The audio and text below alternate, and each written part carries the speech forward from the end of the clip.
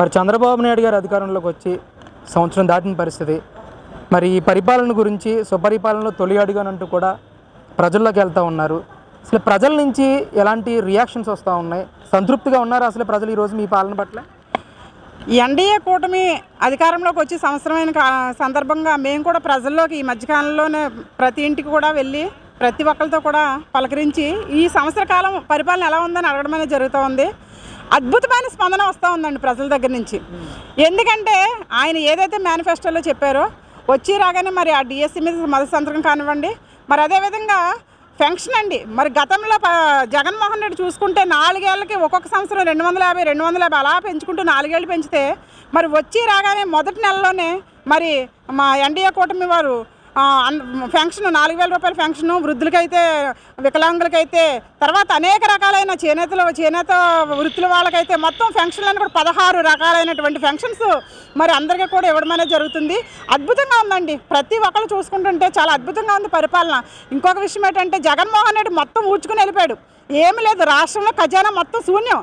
మరి అలాంటి పరిస్థితుల్లో కూడా మరి ఈ రోజున బాబు గారు ఒక విజనరీ నాయకుడిగా ఆయనకున్న పరిజ్ఞానంతో, ఆయనకున్న తెలివితేటలతో మరి ఈ రోజున మరి పవన్ కళ్యాణ్ గారు కానివ్వండి, లోకేష్ బాబు గారు కానివ్వండి, మరి చంద్రబాబు నాయుడు గారు కానివ్వండి, ప్రతి ఒక్కళ్ళు కూడా మరి ఒక మంచి ఆలోచనతో ఏం చేస్తూ ఉన్నారు.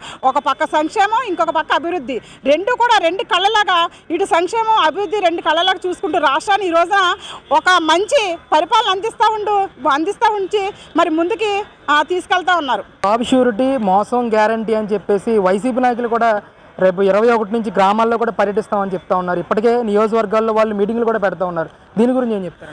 ఏ మొహం పెట్టుకుని జగన్మోహన్ రెడ్డి వెళ్తారు చెప్పండి? అసలు ఏ మొహం పెట్టుకుని వెళ్ళి అడుగుతారు జగన్మోహన్ రెడ్డి? అసలు అతలాకుతలం చేసేస్తారు కదండి రాష్ట్రాన్ని. ఒక సంవత్సరంలోనే ఈ విధంగా అభివృద్ధి పరుగులు పెడతా ఉంది. మరి ప్రభుత్వం చేస్తున్న ప్రతి కార్యక్రమం కూడా 100% విజయవంతంగా ఉంది. మరి జగన్మోహన్ రెడ్డి ఇంక ఏ విధంగా వెళ్ళి అడుగుతారు చెప్పండి?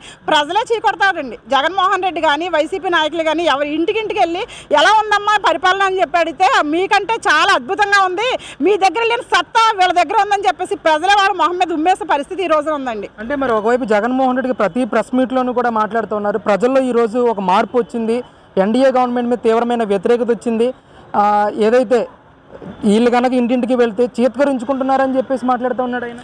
జగన్మోహన్ రెడ్డికి ఏం చేతనని పరిపాలన చేత కాదు. మనం చూసాము రీసెంట్గా ఈ మధ్యకాలం ఏం చేశారండి, ఎవరో ఒక అతను బెట్టింగ్ కట్టి చనిపోతే సంవత్సరం కాలం తర్వాత ఆయన కుటుంబాన్ని పరామర్శకు వెళ్ళి ఒక వృద్ధుడిని కార్ల కింద వేసి నలిపి చంపేశాడండి జగన్మోహన్ రెడ్డి. అసలు ఏమైనా బుద్ధి ఉందా మనిషికి? జగన్మోహన్ రెడ్డికి ఏం తెలుసండి?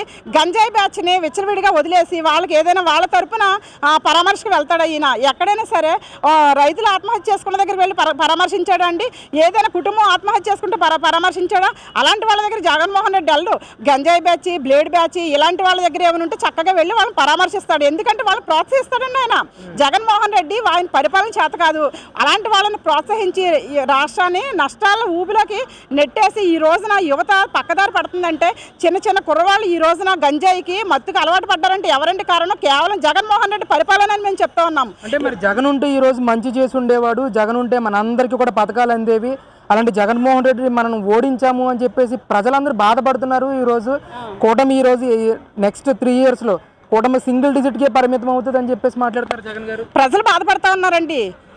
నోటు దగ్గర అన్నం ఎవడైనా పడగొడతాడండి? అన్న క్యాంటీన్లు పడగొట్టారండి. అన్న క్యాంటీన్ తీసేస్తారు. పేదవాడికి అన్నం పెట్టే, కడుపు నిండా అన్నం పెట్టి అన్న క్యాంటీన్ కూల్చేస్తున్నా జగన్ లేడని ఈ రోజున ఎవరైనా బాధపడతా ఉన్నారండి.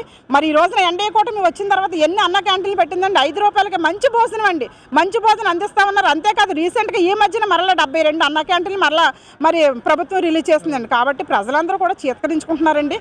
జగన్మోహన్ రెడ్డి అనే ఒక వ్యక్తి కాదు, అతను నిజంగా ఆయన ఒక మరి వ్యక్తి రూపంలో ఉన్నటువంటి రాక్షసుడు అని చెప్పేసి ప్రజలందరూ కూడా ఈ రోజున చీకొడతా ఉన్నారండి. అంటే 2029లో పాదయాత్ర చేస్తాను, ఖచ్చితంగా నేను అధికారంలోకి వస్తాను, ఈరోజు ఎవరైతే తప్పుడు సాంప్రదాయాలతో వెళ్తూ ఉన్నారో వాళ్ళందరినీ కూడా బోనెక్కిస్తాను అని చెప్పేసి మాట్లాడుతున్నారు జగన్ గారు. జగన్మోహన్ రెడ్డి గారు మరి ఏ మోకం పెట్టుకుని పాదయాత్రకి వెళ్తారండి? పాదయాత్రకి వెళ్ళి ఆయన ఏం సాధిస్తారండి? పోన్లండి, పాదయాత్రకి వెళ్తే ఆ రోజున ప్రతిఫలం ఎలా ఉంటుందని జనం మరలా చీకొట్టడానికి అందరూ కూడా రెడీగా ఉన్నారు. చేయనివ్వండి, పాదయాత్ర ఆయన చేస్తే అది ఎంతవరకు అద్భుతంగా పనిచేస్తుంది అన్నది. ఒకప్పుడు మరి పాదయాత్ర పేరుతో వెళ్ళారండి. ఆయన సొంత చెల్లెలే ఆయనకి సపోర్ట్గా వెళ్ళింది. మరి ఈ రోజున ఆ చెల్లెలే చెప్తా ఉంది, మా అన్నకి నేను పాదయాత్రకి నేను తోడుగా వెళ్ళాను, అలాంటిది మా అన్నయ్య నన్ను గెంటేశాడని తల్లి చెప్తుంది, చెల్లి చెప్తా ఉంది. కాబట్టి ఇంట్లో తల్లి చెల్లి ఆయనకి సపోర్ట్గా లేనప్పుడు ఈ రోజున ప్రజానీకం ఎవరైనా సపోర్ట్ చేస్తుందండి జగన్మోహన్ రెడ్డికి? అది ఆయన ఆలోచించుకోవాలండి.